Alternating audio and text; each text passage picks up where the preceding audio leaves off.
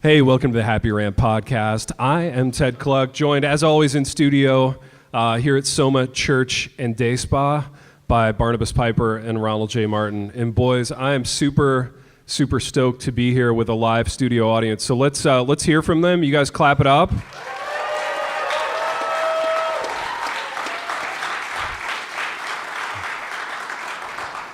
Man, that's nice. That's super nice. And I got to meet Pipe's dad between shows, which was really fun. And I was telling him I had actually driven through Minneapolis a few summers ago. And I got to hear Pipe's dad preach before he retired. And my boys were young. My son Tristan, who's working the merch table, drew a picture of Dr. Piper. And we were really excited to hear him preach. And it just so happened that the Sunday that we stopped in was Father's Day. But it was also the day that Pipe's dad chose to preach about homosexuality. So, in true Father's Day fashion, the one Sunday. Yeah, we get a nice homosexuality sermon that I then had the whole drive to North Dakota to explain to my boys. How old were they at the time? They were pretty young. So, but no, it was great. It's the gift that keeps on giving. Nah, it was a great time. It was a great time. So, boys, speaking of a great time. Just imagine that, but conversations at the dinner table, and that was my upbringing. There you go. There you go. He's very consistent. Very consistent. I was about to tell a really inappropriate story. I'm not going to do it. Instead, Pipe, I'm going to tee you up to talk about some very appropriate sponsors that we're very appreciative of. So, Piper, yes. Do some radio business right now. Yeah, first we want to thank B&H Publishers for sponsoring the event. Most of you, looks like, grabbed your free copy of Russell Moore's The Storm Tossed Family. For listeners who are not here in the room, you can order that wherever books are sold, all over the place. But B&H is sponsoring the event, so thanks to them. And then we also want to mention the Dwell Bible app. So you've probably heard about it on previous episodes, but it's a Bible listening app, which is especially handy given just how busy people are. So it is. Are you eating Skittles during the sponsorship about a Bible app? I am. Okay, cool. No, good. Okay, but they have listening plans. They have multiple readers. They have tracks with and without music. So it's kind of a fully immersive listening experience if you want it to be, or it can just be, you drop in and listen as is convenient to you. But if you go to dwellapp.io/happyrant, they have a discount set up for you. It's 33% off their annual fee. So it's only $20 a year. That's really inexpensive. I spent more than that on the Gardettos for this event. So you can listen to the Bible every day. That's high end. For less than, look, Gardettos are the greatest snack. And Wait, what is it? What is Gardettos? It's like... Baby, it's a carb. You've never had it. It's like... It's not a kale chip, so you wouldn't be familiar with it. Tausch. Yeah. Tausch, baby. Yeah. Anyway, go to dwellapp.io/happyrant, check that out, and listen to the Bible while Ronnie eats Skittles. And Piper, I want to do those are also not keto approved. They're not. They're not, man. I'm doing something I shouldn't be doing right now. And Maybe those green ones, pretend they're kale. Okay. I know, I do. Trying. They'll go down easier. Pipe, I want to do some media business right now. I want to do some synergy, because that's a business term that I've heard of. And the synergy is as follows. Synergy, not silos. I want to lean on our studio audience a little bit, and I want to ask a question to which they can respond with clapping, okay? And the question is this. To our friends, our corporate friends at Dwell Bible, up in their ivory corporate tower somewhere having their business meetings, would you like to hear the three of us gentlemen reading for the Dwell Bible app? If so, let's clap it up.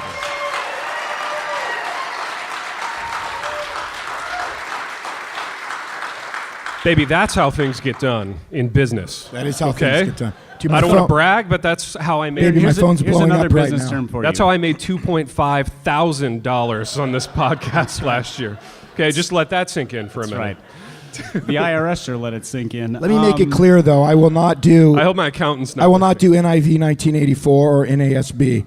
I am pure ESV only when it comes to this. Oh, there it is. And don't try to sell me that CSB thing now either. That's some excellent market research. Dude, you know what Ron's doing right there? He's trying out for his plenary sesh.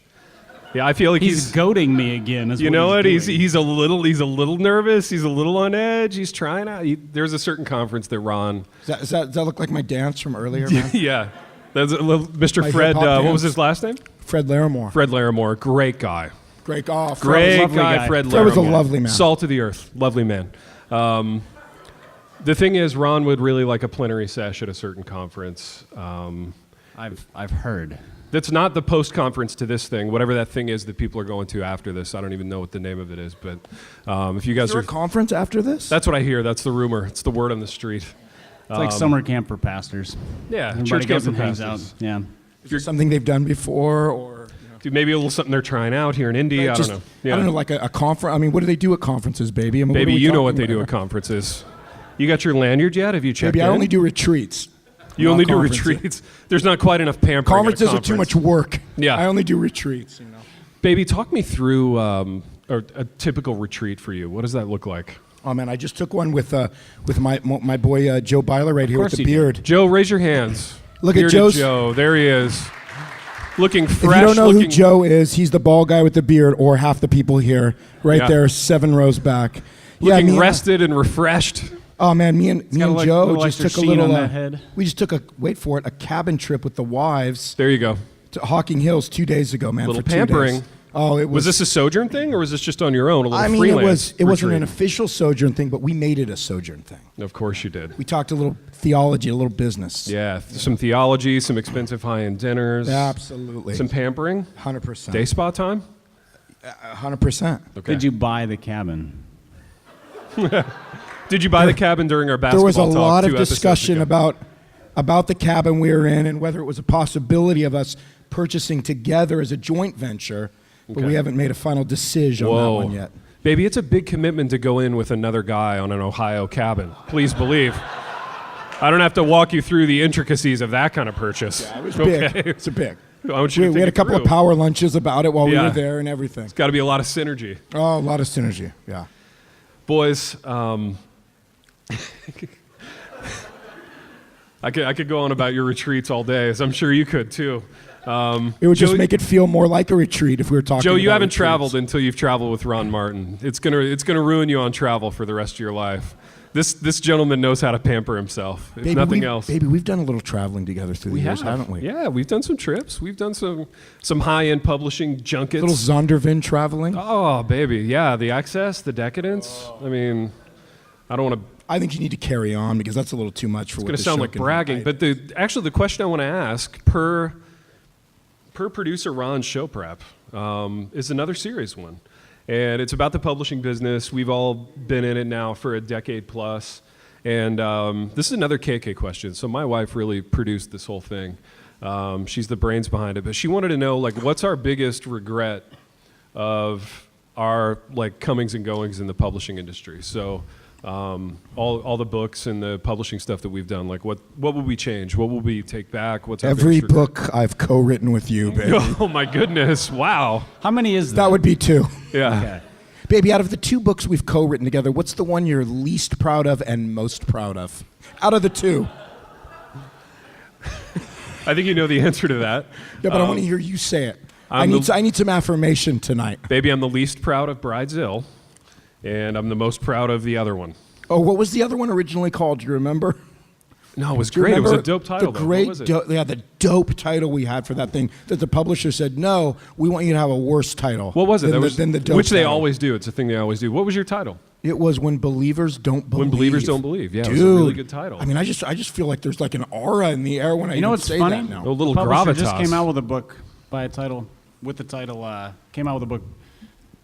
I can't speak, but it had a title almost exactly like that. Pipe, you tell your friends at B&H to quit ripping off our wasn't titles. B&H. Oh. Pipe, It was who's the Moody. author on it? Do you know? Who's the author? Dean and Sarah. I think it's called The Unbelieving Believer. Or Yeah, something like I that. totally saw that. And I feel It's a like good book. I feel Do like you I've given up writing now. After Do you know that. this gentleman? Do you know Dean No. and Sarah? No, I would never you know know Bravo? him now. I I would don't never know. know him now. Yeah, I don't know. I mean, my lawyers know him. Baby, you know what you're doing right now? You're trying to deflect my serious question by joking around, and I want you to lean into it. Okay, like I want you to lean in and give double. What's my K a real what's my answer. greatest publishing regret? Yeah, what would you change? What would you do differently? Or are you one of these bros, one of these no regrets guys? Like, bro, no regrets, bro. Are you one of those guys? Baby, I just feel like I have not written like the book I want to write yet. You know Your what I mean? magnum opus. Or I mean, just any book. Magnum or otherwise, that I really like. You're like pseudo opus. Well, I mean, I have it. I have the concept. I just don't know if B&H is going to Christmas go sweater? for it. I just keep saying B&H. Well, no, the Advent book's coming out this year. Okay. And I like it. Little promo, little But it business. doesn't hit all the artistic, kind of juices in me, right? All right. So what are the artistic juices? What is it that you want to do that you So haven't your had a regret chance is to that do? you haven't published the book you want to publish. Well, I have it. I have it, but I haven't given it away to see if it can. Baby, get what the is it? Can deal. you give the people I a little? can't. I can't give that kind of.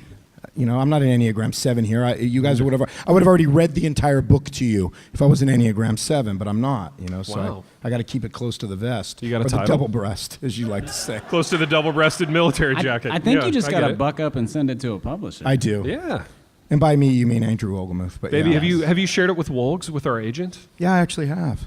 And he was receptive and warm. He was excited. He was, as Wolgs is, he was extremely receptive and amazingly warm because Okay. that is the Wolgs that we know and love. Yeah. Piper, what about you?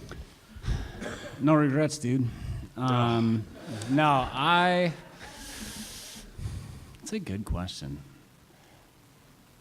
I think probably how little I bailed on some of the things that publishers ask you to do that I find to be very annoying, which is funny because I work at a publisher and I ask other authors to do these things. So for The Curious Christian, I didn't get anybody to write a forward. I didn't request any endorsements.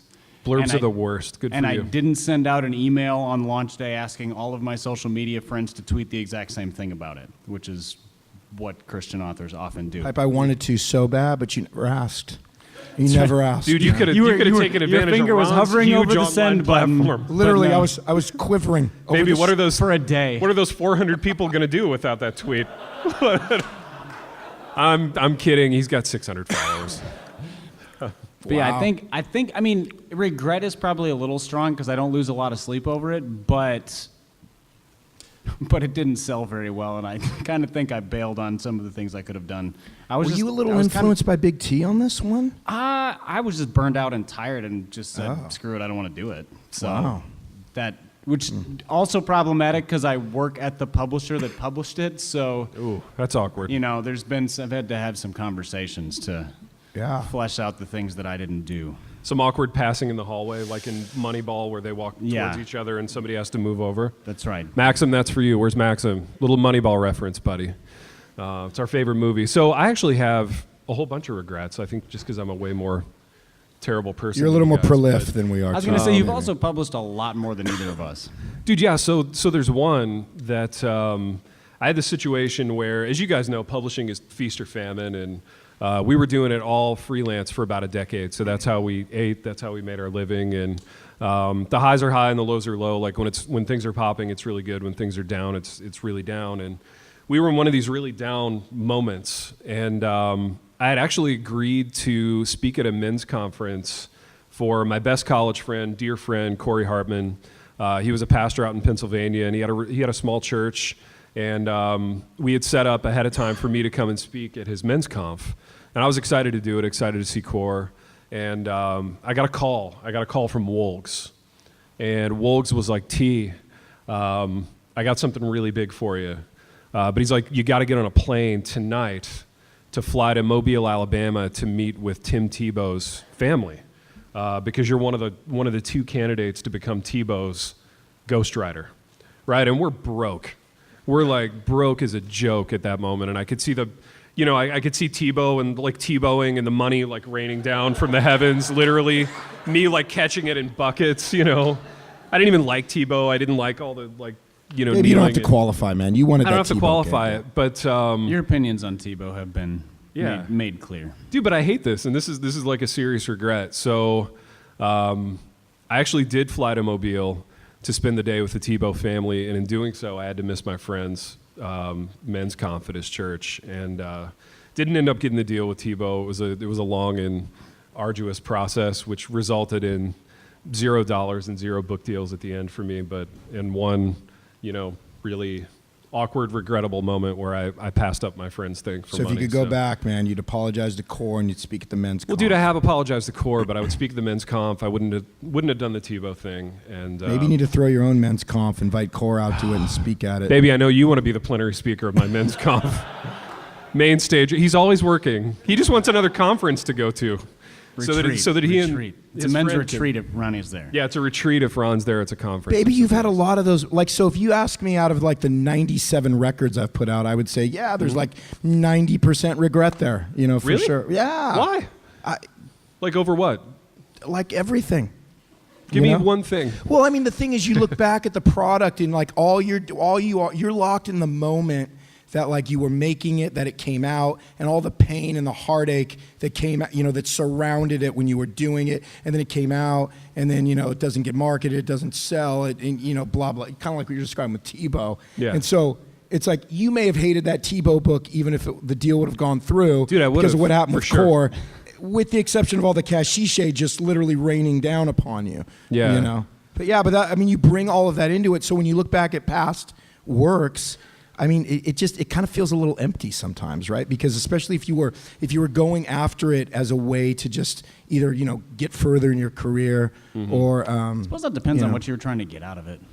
Yeah, totally. Yeah, and I suppose think too, that's it's part of the reason I mean, I don't think in terms of regret a ton, because there are things I would do differently, but A, you can't, and B, they're all instrumental in doing something better the next time. Yeah. And so, I mean, I didn't have an agent my first book contract, which means I didn't get the deal that I wanted. It has caused some issues. And do I regret that? I mean, yes and no, but at the same time, I learned a lot about that side of the business and why it's worth working with Andrew Wohlgemuth now. For example, I mean, there's a lot of those kinds of things. If revising my earlier answer and going broader than book publishing, saying yes to too many things. So, you know, in trying to get established as a writer, just saying yes to every opportunity that comes across, which means some really dumb radio shows, really dumb podcasts, really not this one, really well, dumb. With the exception of just had a No, little no. catch in my Like- spirit With the there. exception. Yeah. Being a guest Present on other company people's. excluded. correct. Being a guest on other people's dumb podcasts. And then writing for websites that are like, I don't have any business writing for like everyday motherhood, but they said, would you write something? And I said yes, because Baby, don't there's a- beat Baby, yourself when up. I've everyday loved your motherhood work on calls, Everyday Motherhood. you write for everyday motherhood. Yeah. You know. I'm not Poor really, example. Fair enough. But I had the fear of, if I don't say yes, there won't be another request. So, I mean, there was just sort of the mindset of I have to say yes or all requests will dry up, which is sort of the freelancing and like getting established nightmare. And I think it's all a lie. I think if you Yeah, say totally. no to the things that are not Totally. a good fit, you'll probably end up positioning yourself better. And I just didn't do that for, I don't know, 2-3 years Okay, at so- least, maybe more. So here's a better question for you boys right now, all right? Like what would be an artistic regret? Something that you wrote or you did where you look back and you go, "Oh man, that was bad." Or it just wasn't great. Or I just sort of just threw it out there, not spending enough time on it. I wish I would have spent more time. I wish it wasn't still in public. I just wish I could take that back. My wife's laughing at me. Yeah, Why are Double you K knows laughing, what's baby? going on. Do you you have know an what- answer for this? I'd like to hear what Ted regrets. Oh, wow. Oh, my goodness. Some of Ronnie's burgundy years work. Double K, I thought we just had a really good encounter before the Yeah, wow. show started. I don't know what happened. Let Yeah. the healing begin. Wow. No, that's a good question, That's baby. also what Ronnie was thinking of, to be fair. For me, there was one book that I ghost wrote, and we've talked about this on the show ad nauseum, for a current NFL quarterback whose May or name may not play for a team that that person Piper on this really stage likes. really likes. Yeah, yeah. And it was such a terrible experience, and I regret doing it. So yeah, that's it. Like you don't like the writing wasn't really like your best writing. It wasn't your best Dude, no, work. and like a book like that, the nature of a book like that is that it's not going to be your best writing because you're writing in someone else's voice. Yeah. But, It's almost like transcribing a sermon and then being sort of the ghostwriter on somebody's book for that. yeah, it was just a really tough project for a lot of reasons, and like I wish I hadn't done it. And it was another one that like I did it for the money, you know. And I feel like I can look back over my career, and the things that I did just for the money have almost uniformly been bad things, like not morally bad or ethically bad or whatever, but just things that I wish I hadn't Just done. crappy, trashy projects. Yeah, crappy. Like nobody would projects. know that, but it like stirs that up in your Yeah, it own just heart stirs up and that soul. regret. But I mean, at the same time, though, I can look back on those things and go, like that was the Lord taking care of us. You know, the Lord did put food on the table with those projects, and I'm grateful. I mean, that is the nature of just work. And so if you're Yeah. freelancing, you end up writing junk projects to pay bills, just like you have parts of your day job that stink if you're, you know. And if the jobs were ultimately fulfilling, then we wouldn't need Christ, right? So I think the only project I regret is also the one ghostwriting thing that I did. Just don't ghostwrite in general. I don't think. actually, I've had a couple good ghostwriting experiences. I know but- you and I differ on this one. I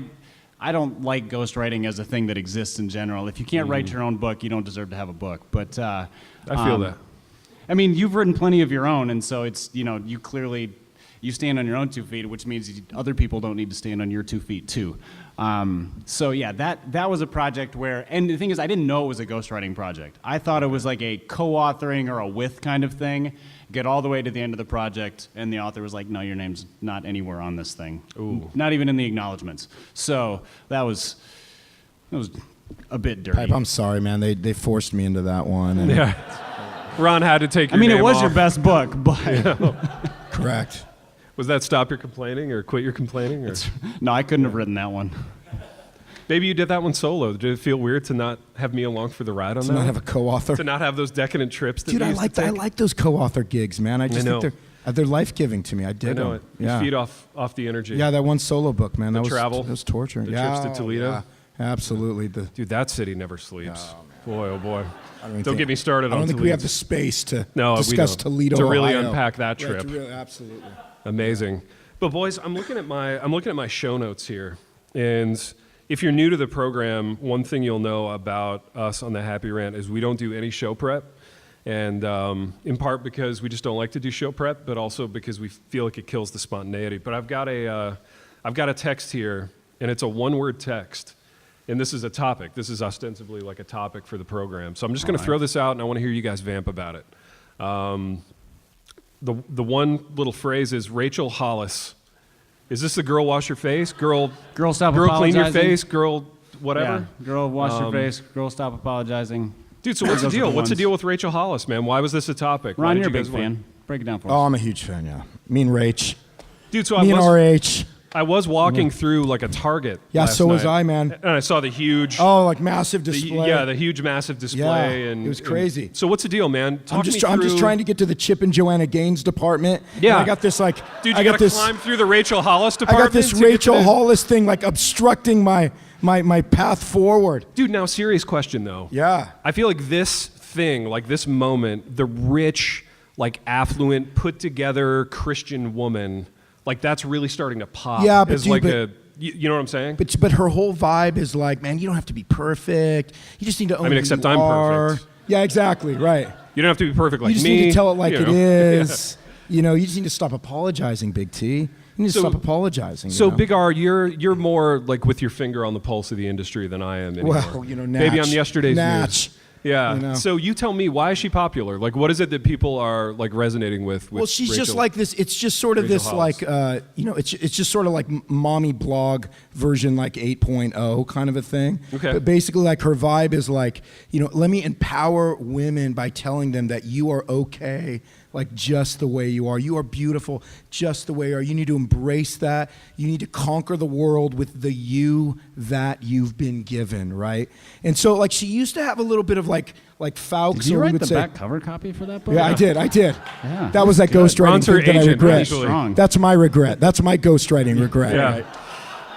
But she's like this. She used to have a little bit of like faux Christianity like mingled in with it, and now I think it's just gotten like fully like Oprahized, right? Okay. Where it's just Just like full on inspirational. it's just like this is Yeah. it's all self-help, right? So it's good for everybody. Dude, is it right? coming out on Christian labels still? I don't know. Is it on a Christian lab?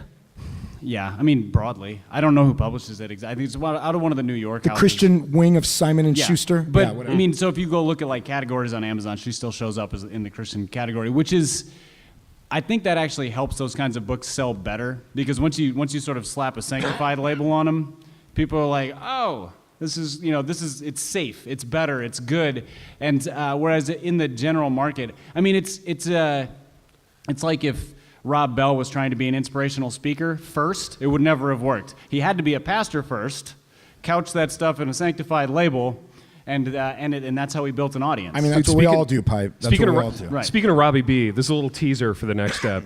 We have some hot garbage emergent books to sign, like era specific from the era. So that's man. going to be a thing that happens can't wait. in a few minutes. I'm excited. Yeah, but Rachel Hall, man.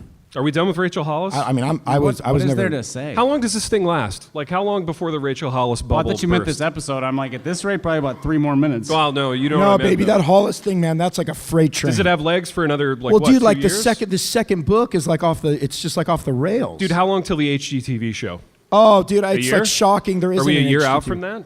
No, I'm man. sure I it's mean, in conversations now. I mean, there's a sense where you're going to see like Hollis and Gaines like together, probably like working on a. Where does Jen project at some Hatmaker point. fit in? Yeah, Hollis, Gaines, and Hatmaker. Dude, it's so gonna. we- It's not Is Hollis HG. from Texas? It's not It sounds like a HG. law firm. It's HHG TV. They're going to start their own network, man. That's what's going to happen. Man. Nice, baby. Is Rachel Hollis from Texas? Oh, she Yeah? has to be. They all Okay. are. Okay, fair enough. Okay. Are they all from Texas? That's a prereq, we man. just You got to be we from just got Texas. a firm yes from the audience. So, yes. Dude, there could be some synergy with Matty Chan's steak company. Oh, absolutely.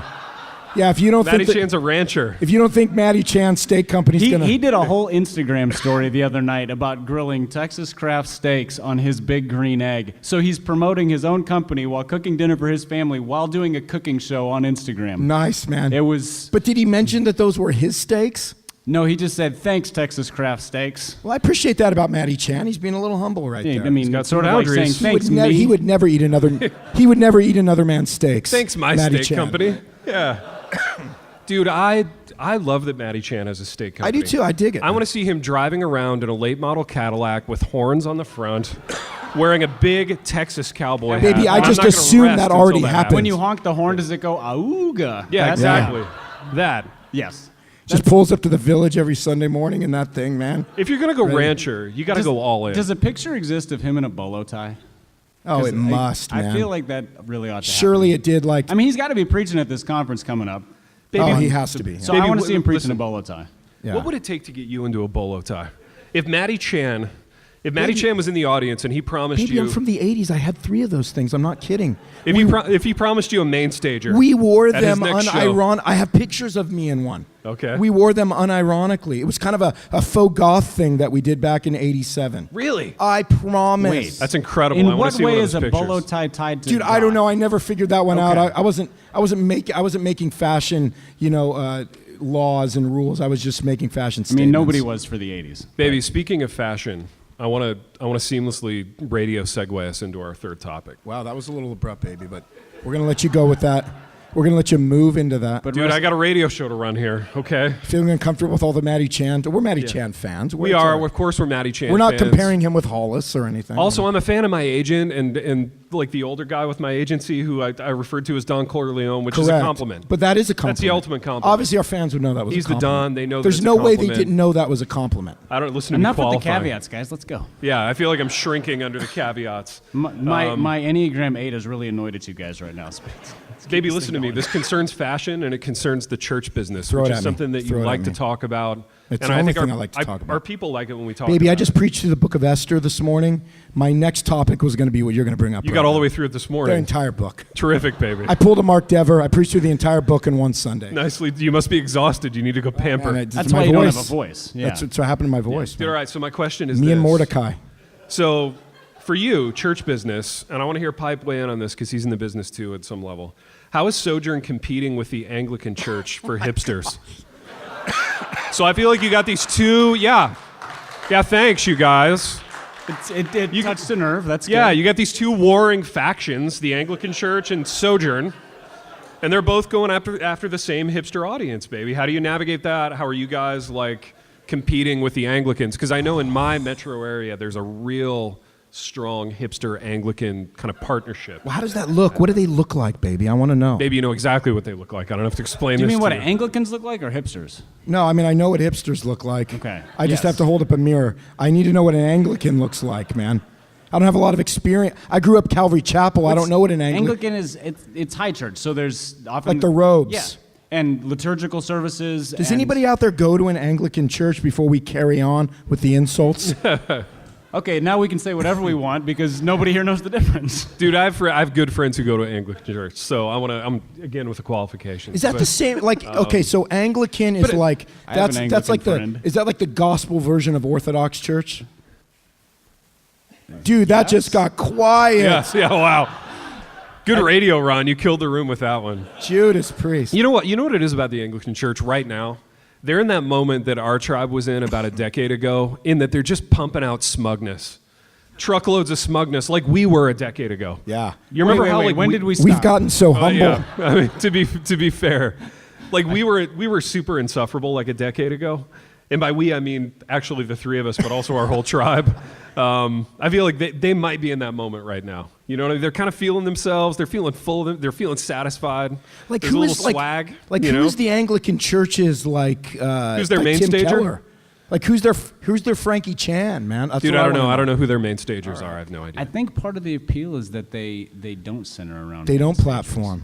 stages. So it's part of No what. celebrity. Yeah, like if you're part of it, it's a, you know, it's like it's a quintessentially hipstery thing because you're not following a trend that is obvious. You're not following a main stager. It's certainly no, you know, Rachel Hollis. Piper, I don't type of even know what brand. you're talking about right now. You're speaking So- such yeah. Ronnie speaks the language of main Yeah. stage, and hipster. even though he's never been. even though I've never been on a main stage. Oh, yes. baby, I was going to make the joke and I caught myself. Back to okay, the it's original question though, how is Sojourn competing with the Anglicans? Well, see, I'm trying to get an idea of what the Anglicans are doing so that I They're know doing how high we're church. competing. They're doing high church. Okay, so there- with a there, side of that's it. intellectual. That's good. Okay, they're throwing in a little intellectual high church. This is what's happening right now with Sojourn, you guys. Let me just be honest with you, man. Sojourn was doing the sort of the high reformed liturgical thing. Now they're trying to take it down a few notches, right? Okay, what does that look like? A lot of Sojourn churches, they're trying to, wait for it, insert a little more Southern gospel into some of their movements. Whoa. All right. Yeah, I'm not saying Like the Gaithers? not saying everybody's a fan. I'm not saying everybody's a fan, right? What do you mean by Southern gospel? I mean, they're trying to add this thing called rhythm, I think, into some of their music, right? And they're You trying mean to the devil's thing? easy, pal. Give us a minute, you guys. Easy with that, right? All We have right. some sensitive audience members out there. All right. But yeah, that's kind of what they're trying to do. So they're trying to take down a little bit of that like Reformation liturgical, you know. Why are they doing that? Well, I don't know because I'm still doing it. So I don't know. I'm No rhythm at your service. no zero. It's all super sad and white and rigid. I mean, that's exactly what it is.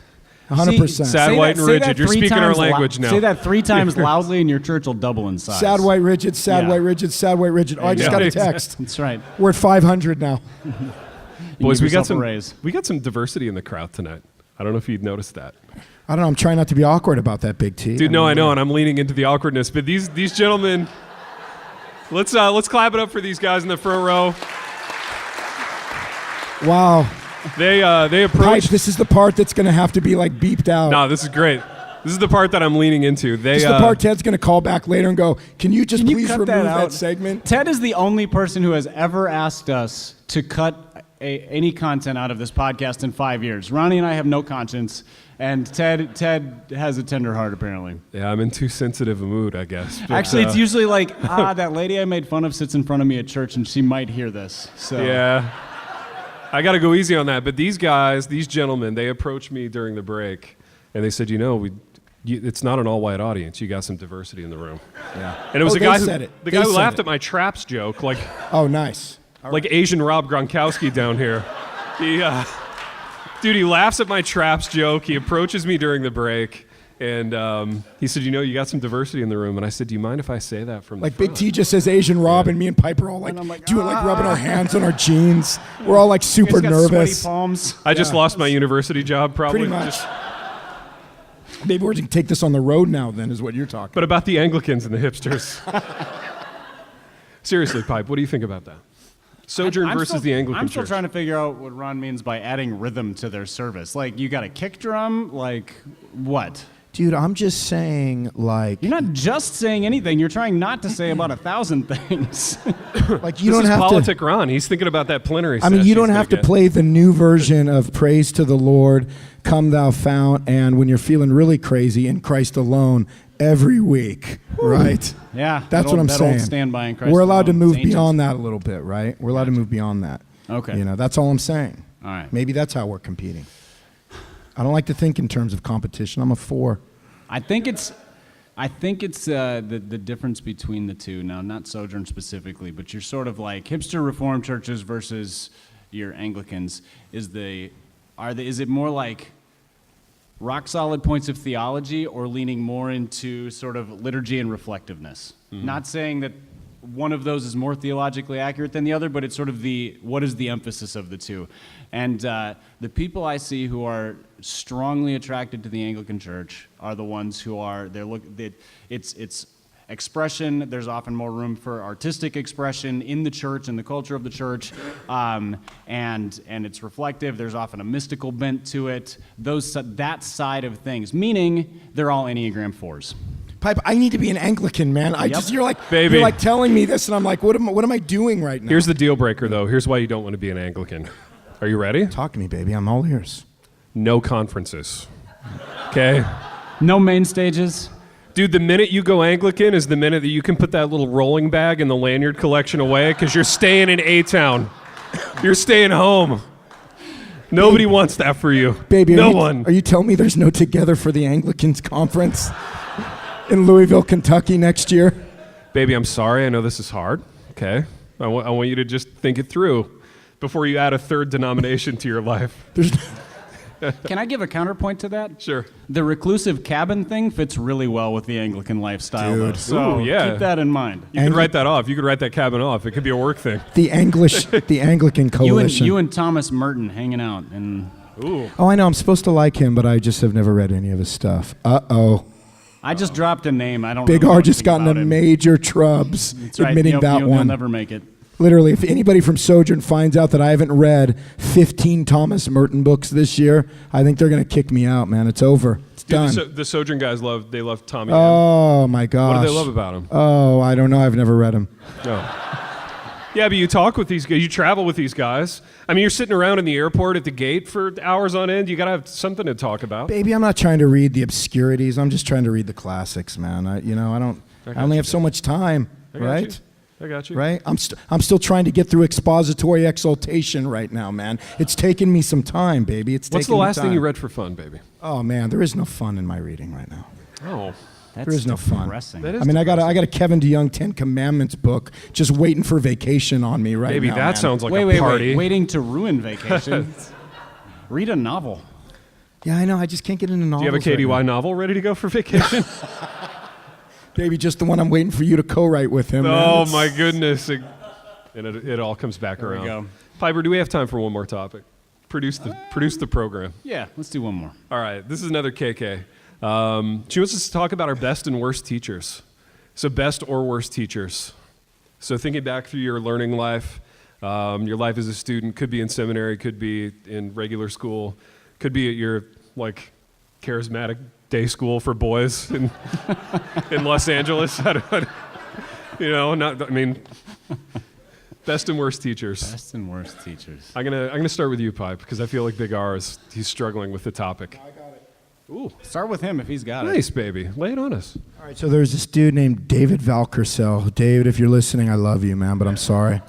Dave. So I went to a charismatic school, so they had this woman come in, and her hand bled. What's that called? A stigmata? A stigmata. Yeah. And so I'm the wise guy, and Wait, they. yeah, you're Context. hearing me. Tell- You're hearing me correctly. It's all correct. They had her come in. They're like, "Oh, your hand bleeds." They had her what's the do one connection of our here? chapel services, and her hand started bleeding, and everybody's like, "Oh," the whole thing, right? So, I mean, I'm like 17. I don't have a lot of theology. I got some, right? And so we're in Bible class, like an hour later, and everybody's like, "Oh, the hand bleeding, the hand bleeding." And David, Mr. V, we called him Mr. Valkersel. He's just talking about how extraordinary it is and how much it reflects, the crucified Christ. And I'm sitting there, and everybody looks all involved, and I kind of raise my hand, right? And he goes, "What is it, Mr. Martin?" And I said, Mr. Martin, I love the Yeah, I formality. know, man. He gets all formal. Yeah. And so I'm the guy that says this.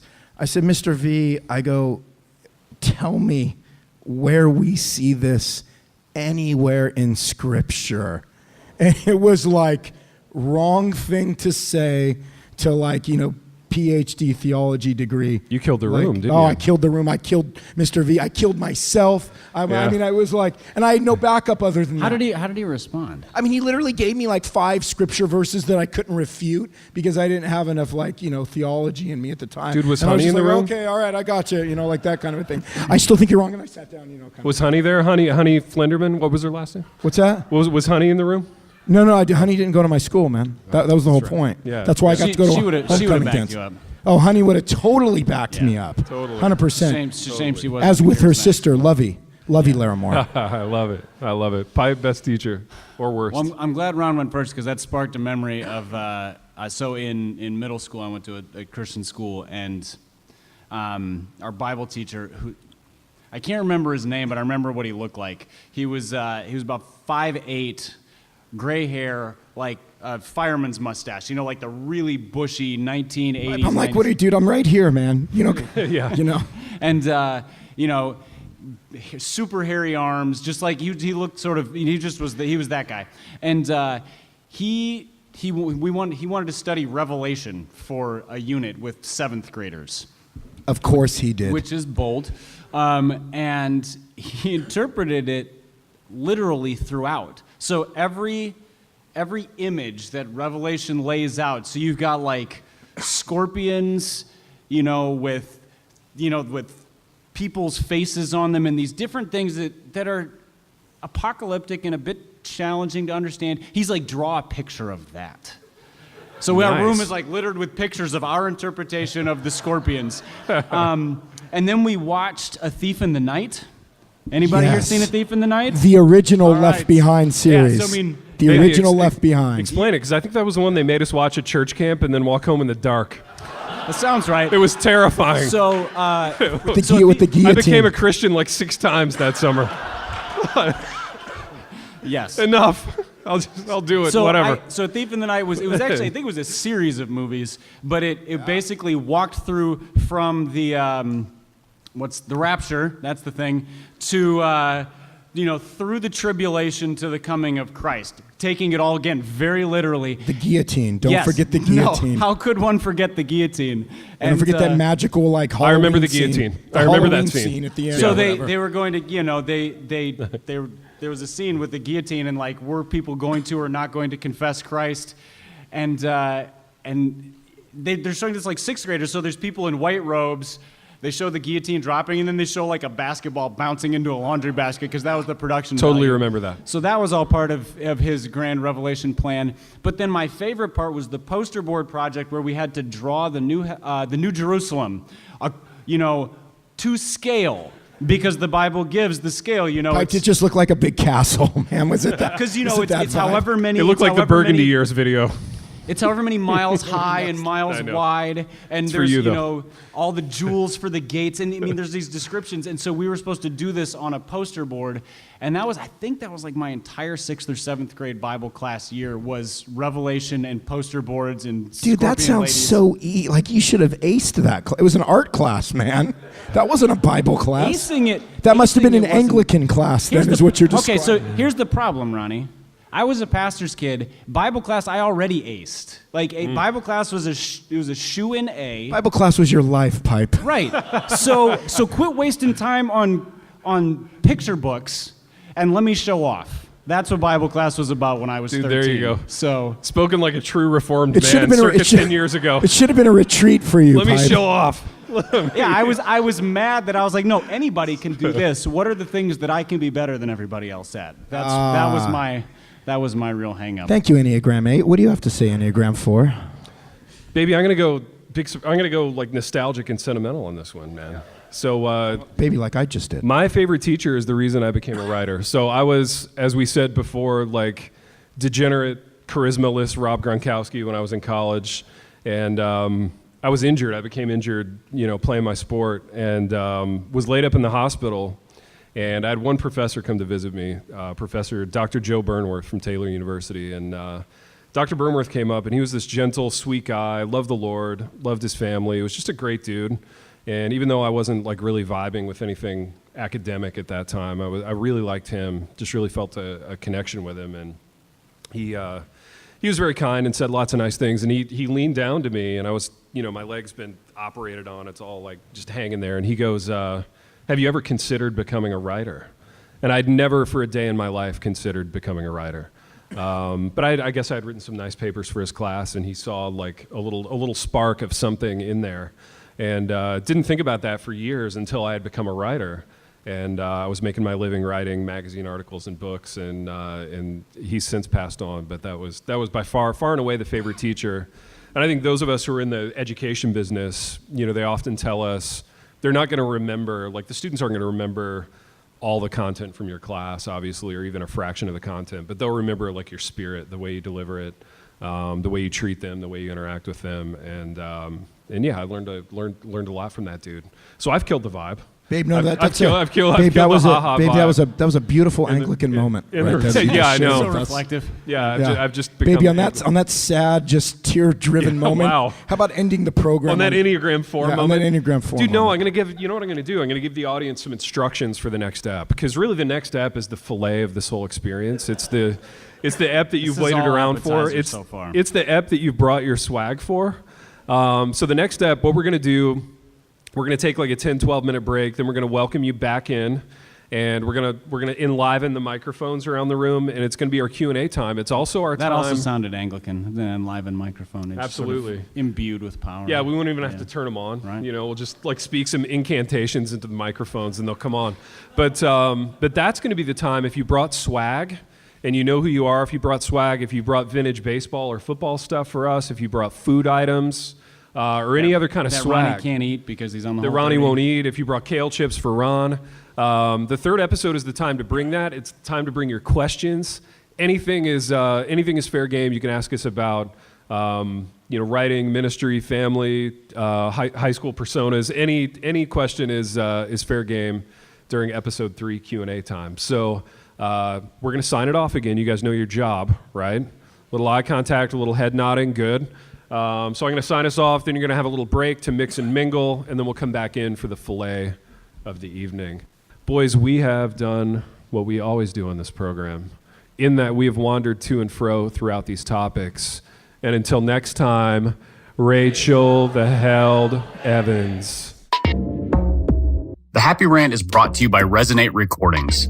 If you go to resonaterecordings.com, you can see the full range of services they offer. So if you're considering starting a podcast, they are the ones we recommend going with. Again, go to resonaterecordings.com to see their prices, to connect with them and ask any questions, and to see what they can do to help you launch, edit, master, and improve your podcast. Again, go to resonaterecordings.com to see what they can do to help you launch and improve your podcast.